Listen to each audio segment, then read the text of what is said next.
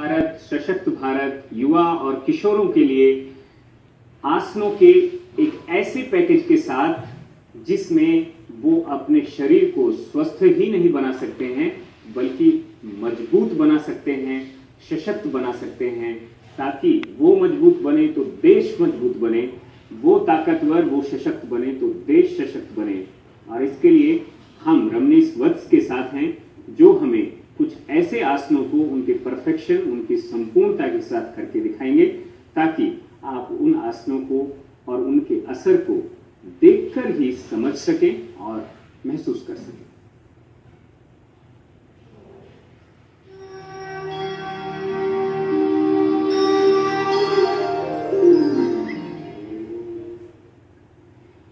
योगासन योग का एक अंग है, लेकिन शरीर जब अपने नियंत्रण में होता है तो मन भी नियंत्रण में हो सकता है, उसकी संभावना ज्यादा है। और इसलिए शायद हमारे प्राचीन ऋषि मुनियों ने शरीर पर नियंत्रण करना यानी संसार पर नियंत्रण करना, जो हमारा स्थूल है उस पर नियंत्रण करना, और स्थूल से सूक्ष्म की ओर जाना यानी मस्तिष्क पर, मन पर, अवचेतन मन पर नियंत्रण करना और उसे अपने अनुसार चलाने की कला शायद उन्होंने ये समझी थी। और इसीलिए शरीर पर नियंत्रण करने के लिए सबसे पहले हम देखेंगे आसनों का ये समुच्चय।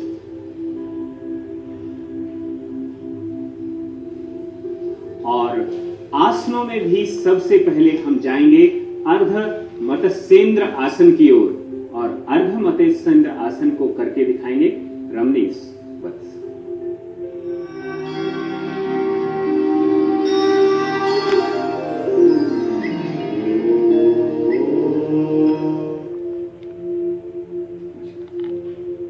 आज सबसे पहला आसन है अर्ध मत्स्येंद्र आसन। जैसा कि आपने सुना होगा, योग में गुरु गोरक्षनाथ के गुरु मत्स्येंद्रनाथ ने इसे आधी मुद्रा, अर्ध मुद्रा में जाकर इस आसन को ध्यानस्थ होते थे, ध्यान में लीन होते थे, ध्यान में मग्न हो जाते थे।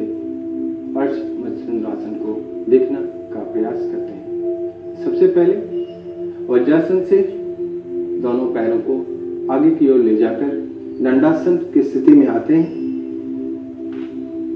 इसके बाद दाएं पैर को मोड़कर बाएं पैर को दाएं के पैर के ऊपर लाने का प्रयास करते हैं। फिर दाहिने हाथों को पीछे की ओर ले जाते हुए दाएं पैर के तलवे को पकड़ने का प्रयास करते हैं। इसके बाद बाएं पैर स्वतः पीछे की ओर ले जाकर कमर के भाग को टच करने का प्रयास करते हैं, उसमें रुकने का प्रयास करते हैं। फिर हमारा सर का भाग पीछे की ओर मुड़ जाता है। इस स्थिति में 30 सेकंड से 45 सेकंड तक रोकने का प्रयास करते हैं। बिल्कुल। और इसी स्थिति का अभ्यास दूसरी दिशा से, दूसरी साइड से किया जाता है ताकि शरीर अपने संतुलन को प्राप्त कर सके। शरीर में संतुलन होगा तो मन में भी संतुलन होगा, मन में संतुलन होगा तो योग मार्ग पर आप आसानी से और तेजी से बढ़ सकेंगे और अपने लक्ष्य को हासिल कर सकेंगे, जिसमें निरोग शरीर, निरोग मन, निरोग बुद्धि और निर्मल आत्मा का वास होता है।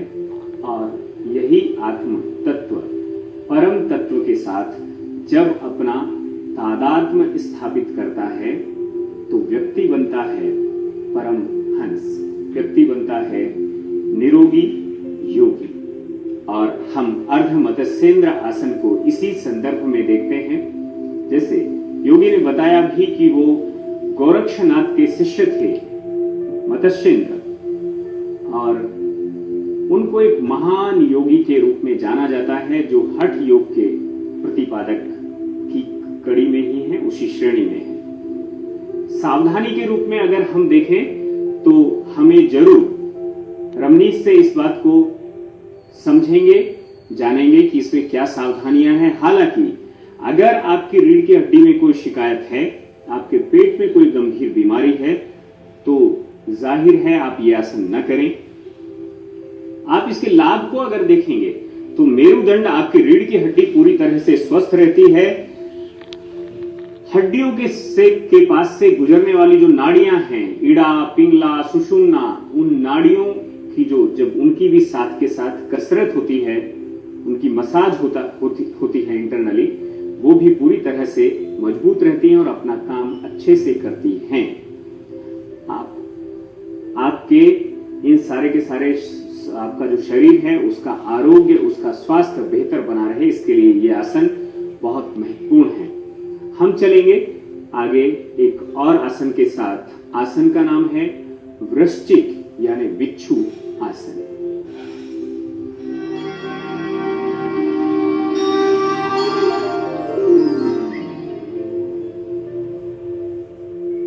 इस आसन का नाम है वृश्चिक आसन, स्कॉर्पियन पोस्चर। जैसा कि वृश्चिक आसन काफी एडवांस आसन माना जाता है, इस आसन को करने का कई तरीके होते हैं। इस आसन में इस बात का ध्यान रखा जाता है कि हमारे हाथों का बैलेंस सही दिशा की ओर हो। इसमें थोड़ा सा भी कर्व नहीं होना चाहिए, अन्यथा गिरने का डर होता है, चोट लगने का डर होता है। आइए देखने का प्रयास करते हैं इस आसन को कैसे किया जाता है। आसन, इसमें सावधानी है कि ब्लड प्रेशर, टीबी, हृदय रोगी, अल्सर के रोगी, हर्निया जैसे रोगी इस आसन को करने से बचें और धैर्यपूर्वक इस आसन को करें। आपने अगर बिच्छू को देखा है तो वो अपना डंक किस तरह से अपने सिर पर रखता है, हम देखते हैं। इस आसन को करना आसान नहीं है, यह आसन कठिन है, परंतु शरीर में संतुलन हो, मन में धैर्य हो, आत्मविश्वास हो तो निश्चित तौर पर वृश्चिक आसन यानी बिच्छू आसन आसानी से किया जा सकता है। एक बार बिच्छू आसन के बाद वापस रमनीश अपनी जगह। हम उनसे जानने की कोशिश करेंगे इस आसन के लाभ क्या क्या है। वृश्चिक आसन, जैसा कि आपने देखा, एडवांस आसन माना जाता है। इस आसन का लाभ चक्रासन और शीर्षासन की भांति है। जिस प्रकार का लाभ शीर्षासन में हमें मिलता है, चक्रासन में हमें मिलता है, उसी प्रकार के लाभ चक्रासन से भी प्राप्त किए जा सकते हैं। इसमें ध्यान देने योग्य बात यह होती है, सावधानी पूर्वक किया जाए यह आसन। यदि हम सावधानी पूर्वक इस आसन को करते हैं तो यह आसन काफी लाभकारी माना जाता है। शरीर के सारे विकार, विष दूर हो जाते हैं और यह आसन शरीर में तेजोमय की उपलब्धि कराने वाला आसन होता है। इस कारण इस आसन से शरीर में ऊर्जा का संचार होता है, शरीर में ताजगी और स्फूर्ति बनी रहती है। पूरा का पूरा दिन हमें हमेशा ऊर्जावान महसूस करते हैं। यह आसन पिट्यूटरी ग्लैंड से लेकर के रेस्पिरेटरी सिस्टम, श्वसन तंत्र से लेकर के उत्सर्जन तंत्र, सारी की सारी तंत्र और तंत्रिकाओं को मजबूत बनाता है, स्वस्थ बनाता है और हमें निरोगी बनाता है यह आसन। और इसके बाद हम फिर जाते हैं अगले आसन की ओर और उस आसन का नाम है गोमुख आसन।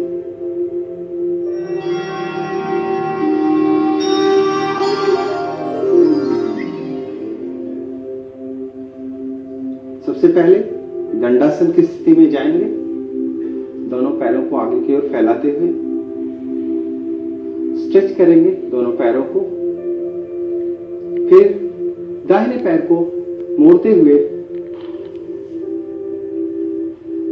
बाएं पैर को दाहिने जंघा पे लगाने का प्रयास करेंगे। इस आसन को गौमुख आसन, शरीर की स्थिति गाय के मुख के आकार की होती है। अब इस स्थिति में जाने के बाद बाएं हाथ को पीछे की ओर ले जाते हुए मोड़ने का प्रयास करेंगे। दाएं हाथ को स्ट्रेच करते हुए आगे की ओर, ऊपर की ओर स्ट्रेच करते हुए दोनों हाथों से पकड़ने का प्रयास करेंगे।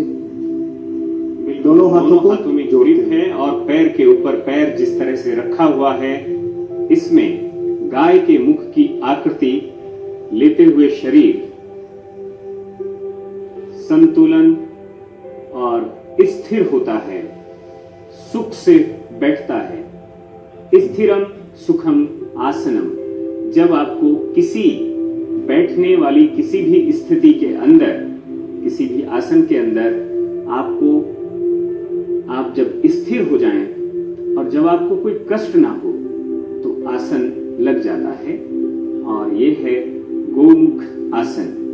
हाथ पैर या रीढ़ की हड्डी में अगर आपको कोई दिक्कत है तो इस आसन से आप बचें। जबरदस्ती पीठ के पीछे हाथों के पंजों को पकड़ने का प्रयास न करें। जाहिर तौर पर आपका सीना इससे खुलता है और आपका, अगर आप श्वास के रोगी हैं तो आपको लाभ मिलता है। आपकी मांसपेशियां चुस्त और मजबूत बनती हैं, तनाव दूर होता है, कंधे और गर्दन की अकड़न दूर होती है, कमर और पीठ दर्द में भी ये आरामदायक है। सीना आपका खुलता है तो आपके लंग्स, आपके फेफड़े, उनको भी शक्ति मिलती है। यह आसन संधिवात, गठिया, कब्ज, हर्निया, यकृत, गुर्दे और मधुमेह जैसे बहुत सारे रोगों के लिए लाभदायक सिद्ध हुआ है। और इसी सिद्धि के साथ साथ हम चलते हैं दूसरे आसन की तरफ, जिसका नाम है भू नमन आसन।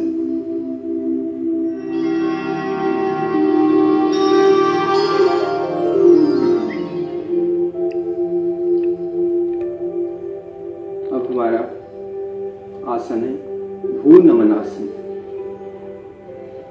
नमन झुकना, प्रणाम की मुद्रा।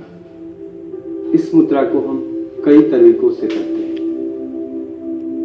इसमें हम धरती माता को नमन करते हैं यौगिक मुद्रा के माध्यम से। आइए देखने का प्रयास करते हैं। अथर्ववेद का अंगिरा ऋषि अपने 27वें सूक्त में कहता है, माता भूमि पुत्रो अहम पृथ्व्याः।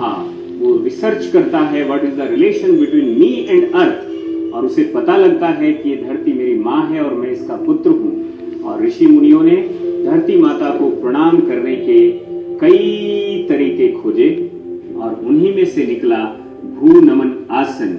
धरती को प्रणाम करना, कितने तरीके से प्रणाम करना, भू नमन आसन भी कई तरीके से किया जा सकता है। उन्हीं में से एक तरीका ये है और दूसरा तरीका फिर आपको दिखाएंगे रमनीश वत्स।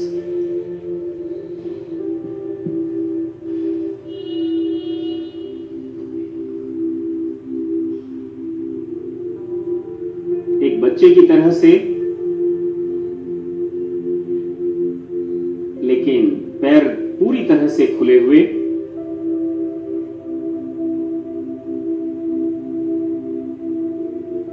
जाहिर तौर पर यह आसन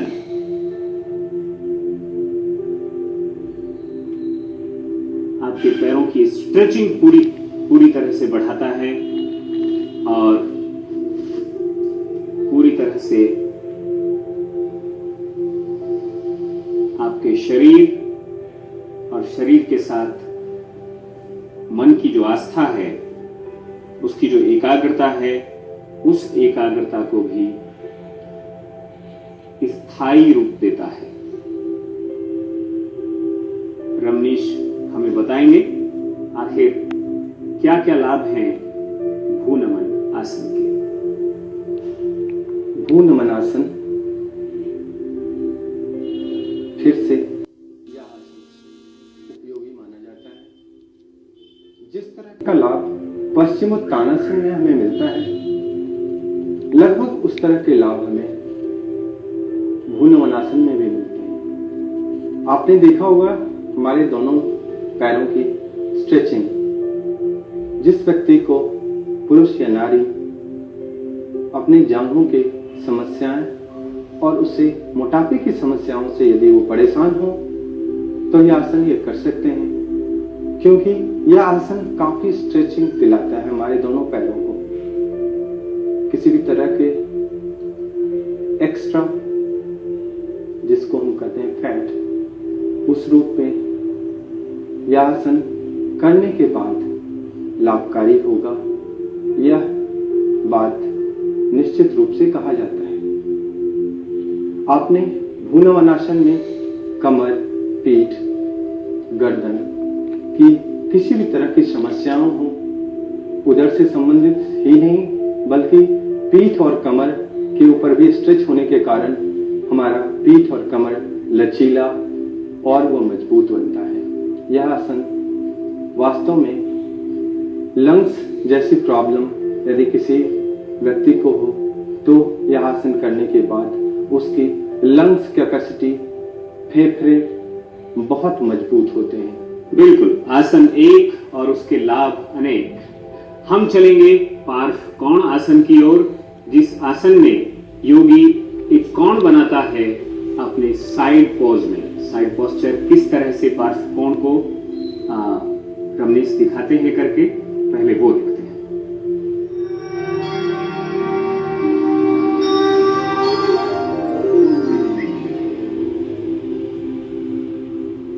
अगला आसन पार्श्व कोणासन। इसमें सबसे पहले दाएं पैर को स्ट्रेच करते हुए, साइड में स्ट्रेच करते हुए, दोनों पैर को धीरे धीरे स्ट्रेच करते हुए अब बाएं पैर को धीरे से मोड़ते हुए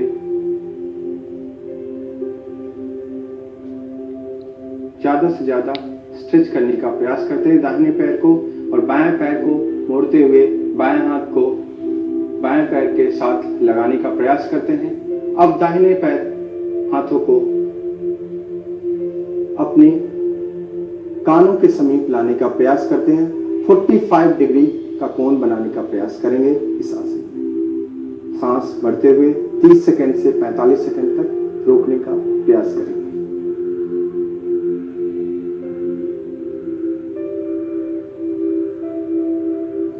बिल्कुल, पार्श्व कोण आसन। इस आसन से आपके शरीर के अंगों में स्थित जो तनाव है वो दूर होगा, आपकी पाचन शक्ति अच्छी होगी और आपके पैर और शरीर के ऊपरी भागों में जो बैलेंस है, वो संतुलन है, वो मजबूत होगा पार्श्व कोण आसन से।